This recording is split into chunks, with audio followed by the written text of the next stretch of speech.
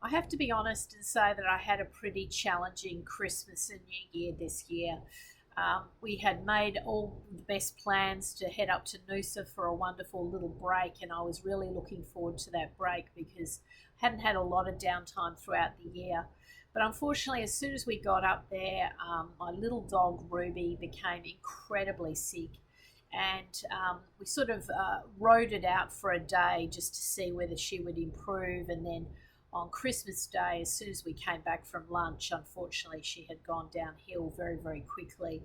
And we rushed to the animal emergency centre in Noosaville, and incredible facility and service on Christmas afternoon, late in the day, and incredible young nurses and vets who very quickly diagnosed my poor dog with a whole challenging set of health issues. And the reality was she was in a lot of distress, and she was most likely going to pass, but we had to make that very, very sad decision to let her go.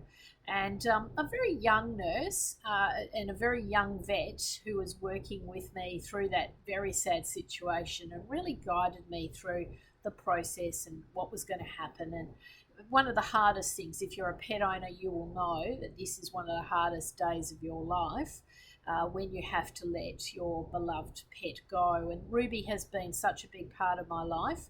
I originally, picked Ruby out for my mum, who'd lost her husband, my dad, and I thought it'd be a great companion for her. And unfortunately, what happened was I just fell in love with this little dog.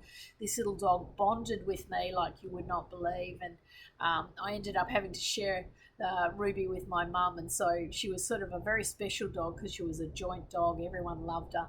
She was everyone's friend, and she was a huge part of my work life because she used to sit under my desk.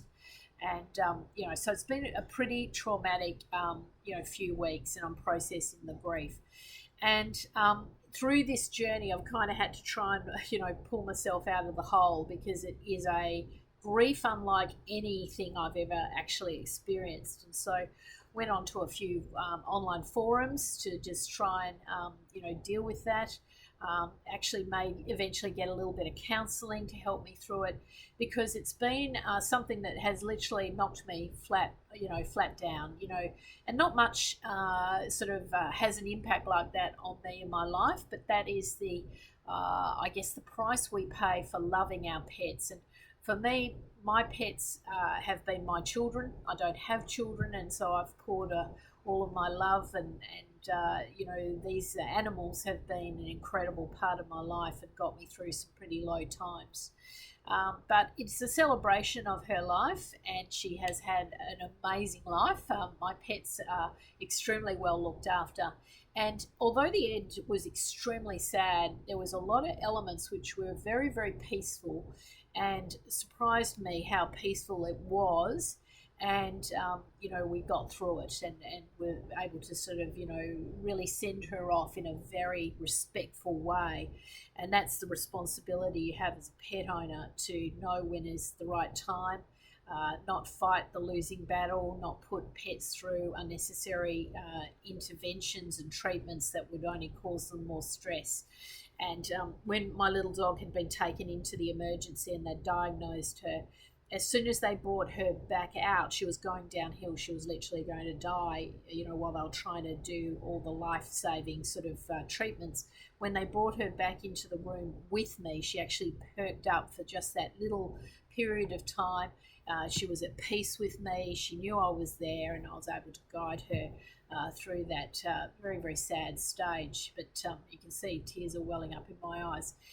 It's been very, very sad, and I encourage everyone who is going through something like this, a pet loss, an incredible source of grief, to be kind to yourself, work through it, reach out to various forums, talk to your human resources departments.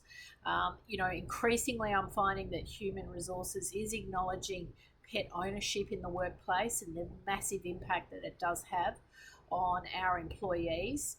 And talk to your friends and your colleagues, and find a meaningful way to honour your pet. and to sort of take the time to grieve. And eventually, as each day goes past, I'm feeling a little bit stronger and a little bit better. The pain never goes away, and no other dog will ever replace Ruby because she was just so special to me. But each day gets a little bit easier, and having the right tools and mechanisms. So I just thought I'd share quite a personal story. Wasn't the best Christmas. Lost my beautiful, beautiful dog on Christmas Day of all days. Hard to believe. But what fantastic nurses and vets at the Noosaville Animal Emergency Centre. I just take my hat off to them. They were so kind. And so professional, and working on one of the busiest days of the year. I was not the only person to lose a pet, unfortunately, over that period, and they were working so hard during that time, and they did make what was a very, very sad situation just that little bit easier to deal with.